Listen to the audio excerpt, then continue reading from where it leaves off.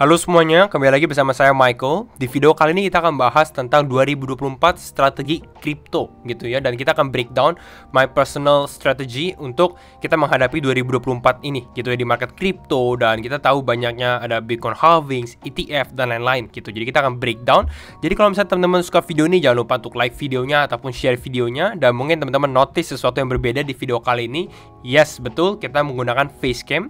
Dan mungkin ini menjadi pertama kalinya juga kita bisa interact menjadi lebih connected juga. Dan ya personally saya mau say thank you semuanya untuk supportnya belakangan dari channel ini dibuat sampai sekarang. Dan ya untuk teman-teman yang like, teman-teman yang komen, positif komennya, kita lihat dari tim komunitas juga yang semakin berkembang. Jadi sekali lagi thank you semua untuk supportnya. Dan semoga kita di tahun 2024 lebih bagus lagi gitu. Kita lihat market crypto mungkin bisa up lagi gitu ya. Jadi kita targetkan mungkin di video kali ini likes 600 likes kalau teman-teman suka video ini. Jadi kita bisa terus menggunakan facecam juga kalau teman-teman suka. Ya dan tanpa berlama-lama lagi kita langsung masuk aja ke dalam intronya ya.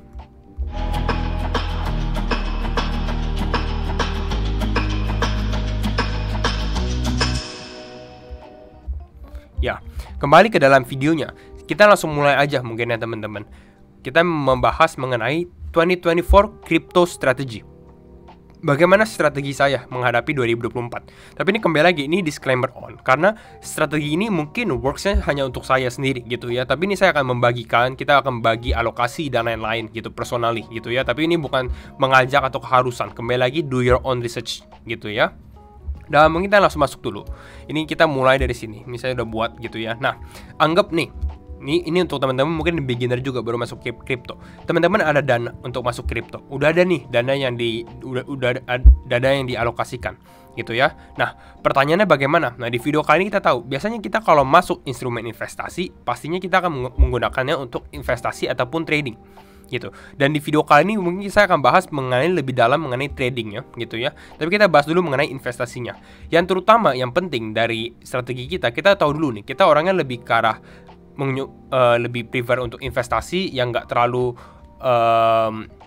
emosional, melihat short term price gitu ya, untuk naik turunnya setiap hari seperti itu mungkin lebih cocok untuk orang investasi ataupun orang-orang yang sukanya mantauin grafik. Nah, itu lebih cocok ke trading gitu. Jadi ini tergantung alokasi teman-teman, bisa 60-40, 20-80, 30-70. Kalau saya sih anjurkan antara 50-50 atau mungkin paling maksimal 30-70. Nggak tahu 30 di trading atau 30 di investasi, kira-kira seperti itu. Nah, kalau strategi untuk investasi sendiri, ini sempat saya bahas, investasi sebenarnya simple, yaitu adalah dollar cost averaging aja. Ya, dan ini sini saya bahas dollar cost averaging di mana di big caps, di Bitcoin ataupun Ethereum. Ya kita refer back dulu ke DCA. Apa sih itu DCA gitu ya? Mungkin teman-teman cicil. Nah, DCA kalau mungkin orang Indo biasanya ngomongnya adalah cicil, ya strategi untuk mencicil, dollar cost averaging. Kita baca dulu ya. Investing smaller amounts regularly mean less stress for investors. Jadi ini untuk investor-investor yang memang cocoknya untuk ya udahlah setiap bulannya atau setiap minggunya kasih sedikit smaller amount, nggak peduli harganya naik atau turun seperti ini gitu ya. Harganya mulai naik tetap beli di amount yang sama. Misal di sini 1 juta, dia mulai naik lagi, turun lagi, di sini 1 juta lagi, di sini naik 1 juta, di sini 1 juta. Jadi tetap walaupun market down tetap dollar cost averaging. Gitu. Ini sebenarnya cocok dollar cost averaging untuk kita pada saat di dalam bear market. Pada saat market mengalami penurunan gitu ya, di sini kita lihat market turun di sini, dollar cost averaging ini sangat bisa dibilang berguna gitu. Karena kita nggak tahu timing the bottomnya gimana. Nah, tapi yang kita lihat perubahan arah saat ini mulai mengalami kenaikan. Gitu. Jadi ini yang akan kita bahas lebih dalam lagi. Kita akan fokusnya itu di dalam trading. Gitu. Tapi sebelum kita ngomongin dollar cost averaging juga, saya ada guide yang lebih lengkap itu di sini, apa itu DCA gitu ya. Apa itu DCA ini teman-teman bisa refer. Nanti saya taruh di deskripsi juga. Nah, kenapa saya prefernya kalau DCA ini big caps, Bitcoin atau Ethereum? Simpelnya apa? Simpelnya kalau kita ngomongin tentang grafik, kita lihat nih misalnya Bitcoin mengalami penurunan pada saat bear market, pada saat mengalami penurunan, ini penurunannya mungkin sekitar 77-76%, which is sebenarnya udah besar gitu.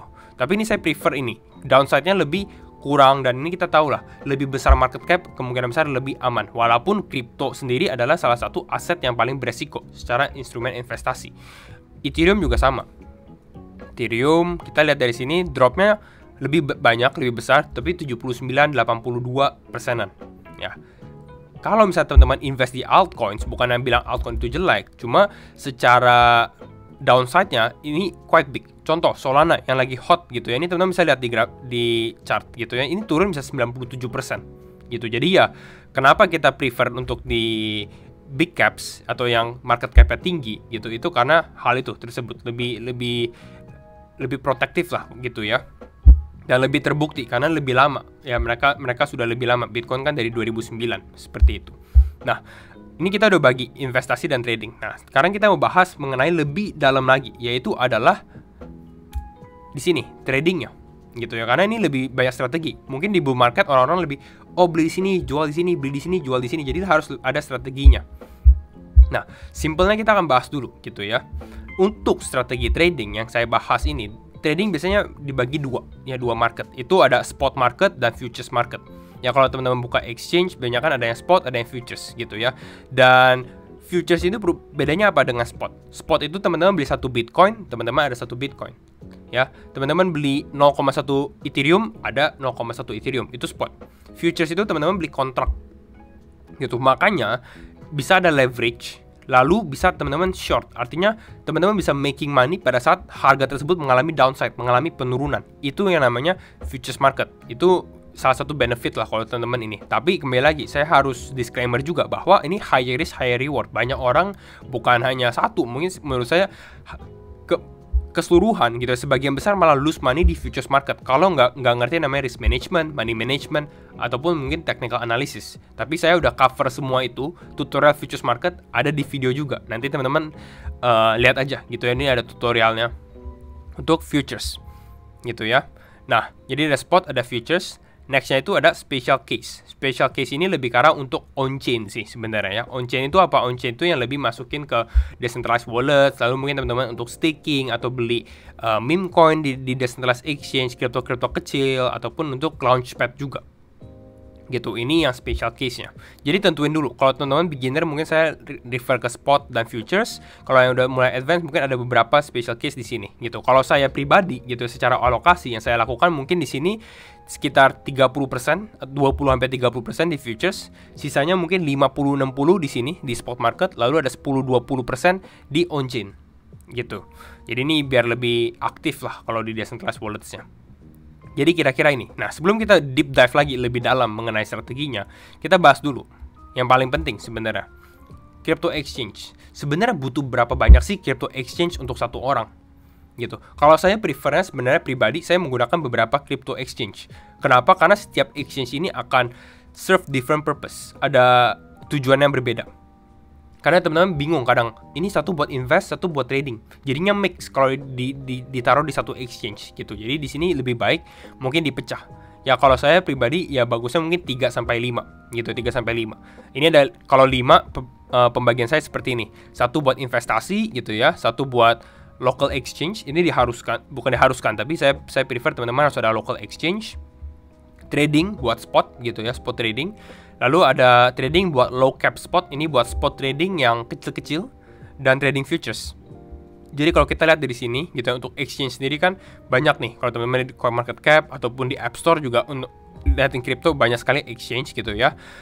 Pribadi saya use apa? Binance salah satunya gitu. Ini menjadi top 1 crypto exchange. Jadi ya ini menjadi salah satu recommend juga. Bybit juga oke. Ya ini semua memang ada affiliate links di bawah gitu. Jadi kalau memang teman-teman support channel ini mau daftar, feel free daftar gitu ya, bukan sponsorship juga. Lalu ada CoinX gitu ya, CoinX. Kalau CoinX sendiri sih saya udah ada preference ya. CoinX ini sebenarnya cocoknya untuk apa? Untuk trading low cap spot. Jadi ini untuk crypto kecil gitu. Kenapa? Karena dia listingnya cepet gitu.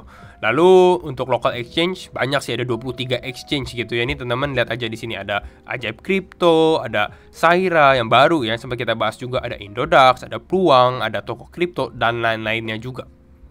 Oke. Jadi itu kalau kita bandingin dengan exchange gitu ya, ada ya 3 sampai 5 lah tergantung teman-teman punya preference. Nah, kita masuk aja sekarang mengenai ini yang penting. Ya strateginya bagaimana nih gitu ya untuk spot market, futures market gitu. Nah kita kembali lagi ke dalam tadi kita membahas 2 market, spot dan futures. gitu ya. Secara waktu bagaimana cara membaginya? Secara waktu sebenarnya baginya cukup mudah, yaitu ada swing trade sama scalp trade. Atau biasanya orang-orang ngomongnya scalp ini yang lebih short term trade, mungkin day trading gitu ya. Jadi harian, pagi buka, malam close, pagi buka, malam close, atau beberapa jam udah close posisi. Intinya seperti itu. Itu scalp gitu ya. Ataupun swing trade. Swing trade mungkin ya ada yang swing mingguan, jadi beli hari Senin, jualnya hari Jumat atau apa gitu, beberapa hari holdnya, atau kadang-kadang ada swing bulanan seperti itu. Jadi ini bisa dikatakan swing trade ini lebih medium term gitu ya, lebih ya medium ya, mungkin bisa mingguan, bisa bulanan gitu ya. Sedangkan kalau misalnya kita ngomongin scalp, ini mungkin ya harian lah, nggak nyampe mingguan sih kalau menurut saya untuk scalp trade gitu ya.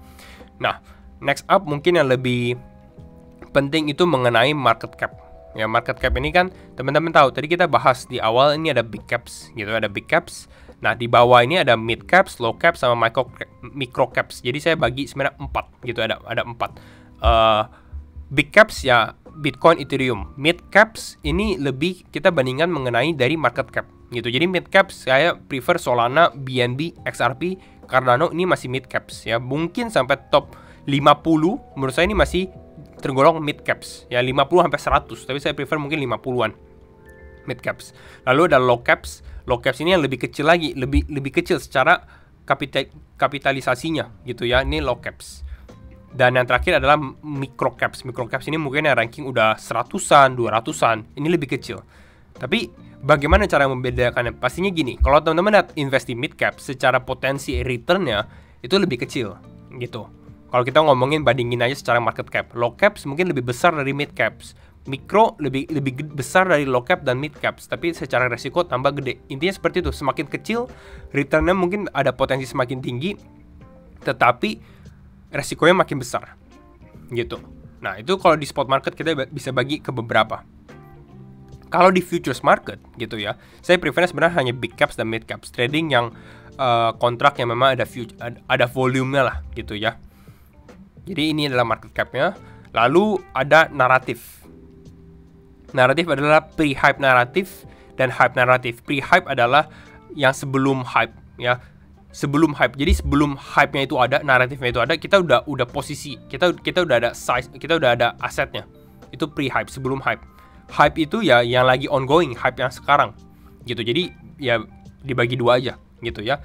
Nah, next up mungkin ini kita ngomongin special case gitu ya. Special case kalau di saya sendiri, saya biasanya beli DEX ya, kripto-kripto yang kecil belum di listing, dan juga mungkin launchpad gitu. Kalau launchpad contohnya ya, ini kita kasih contoh mana ya. Nah, ini contoh misalnya teman-teman, ini salah satu contohnya adalah CDFI. CDFI ini tergolong sebenarnya market cap-nya kecil, 190. Ini mungkin tergolong micro cap yang tadi kita bahas, mikro gitu ya, kecil. Nah, tapi dia ada kelebihannya. Ini kan dia menjadi launchpad untuk gaming token. Yang menjadi launchpad untuk gaming token. Jadi gaming token yang kecil-kecil, ini mereka butuh CDFI sebagai launchpad-nya. Gitu. Jadi kita sebagai investor, kita bisa invest di upcoming project ya, upcoming gaming project.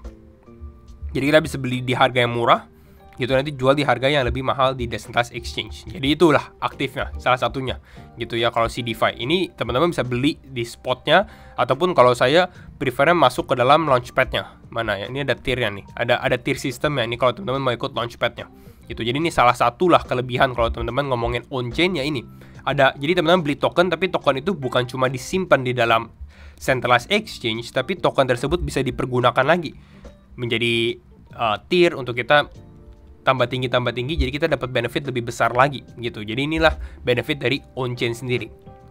Nah, kira-kira ini untuk kita bahas tradingnya ya.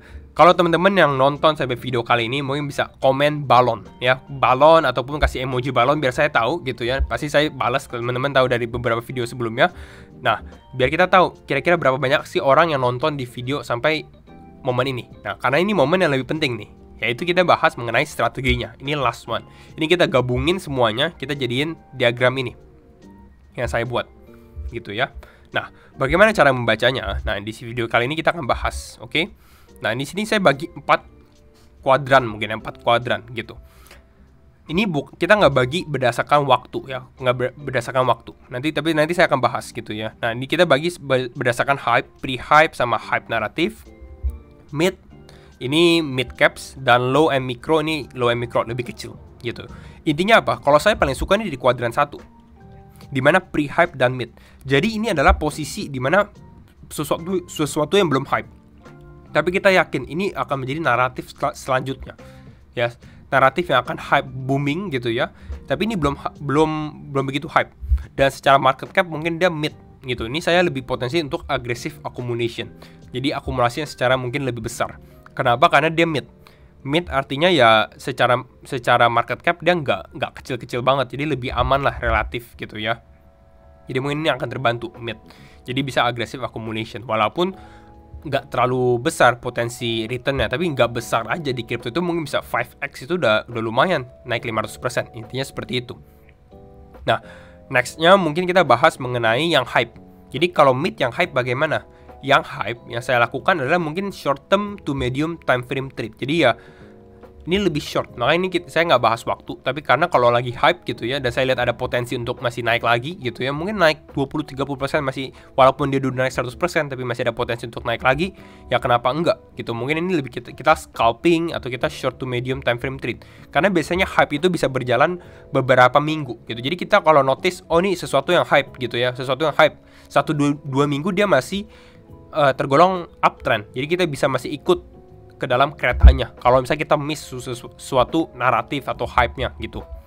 Seperti contoh misalnya teman-teman lihat crypto AI lagi naik gitu kan, tapi teman-teman nggak ada crypto AI, ya udah beli aja crypto AI gitu ya.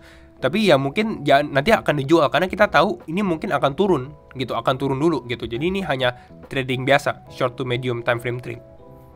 Lalu ada yang pre-hype lagi adalah ini low and micro gitu. Low and micro ya kita akumulasi, tapi kita nggak secara agresif gitu ya. Mungkin teman-teman kalau ngomongin ini akumulasinya ya mungkin di sini 20-30% gitu. Di sini lebih besar gitu secara presentasenya gitu, karena ya ini tergolong lebih aman. Kecuali teman-teman memang maunya carinya return, maunya carinya 10 kali 20 kali, intinya seperti itu. Ini mungkin di sini gitu. Tapi ini kan strategi pribadi saya sendiri gitu. Jadi kita lihat risk tolerance-nya.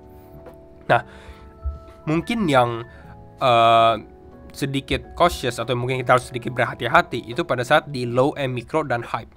Ya ini secara potensi mungkin naiknya kenceng. Wah, naik terus gitu ya. Secara potensi kenceng, tapi ini lebih bahaya gitu. Kenapa? Karena ini low and micro. Jadi kapan aja dia bisa mengalami penurunan. Jadi saya kalau misalnya saya telat istilahnya untuk yang naratif yang hype, saya akan carinya yang mid, yang besar. Nggak berani cari yang kecil-kecil seperti ini. Kenapa? Karena yang kecil-kecil takutnya tiba-tiba hype-nya turun. Kita udah tahu kita telat, tapi kita baru masuk. Istilahnya seperti itu. Jadi kita bermain sedikit lebih aman. Gitu. Jadi ini strategi yang saya lihat sih sebenarnya dari pre-hype, mid gitu ya. Dan semoga ini memang membantu untuk teman-teman membagikan ya kira-kira strategi 2024 untuk kripto tuh bagaimana. Gitu. Jadi ini end of videonya gitu ya. Dan sekali lagi thank you semua for watching yang sampai di video kali ini. Jangan lupa untuk komen balon dan juga like videonya ya. Kita targetkan 600 likes biar kita nanti bisa facecam lagi gitu. Dan thank you semua for watching and we will see you in the next video. Bye bye.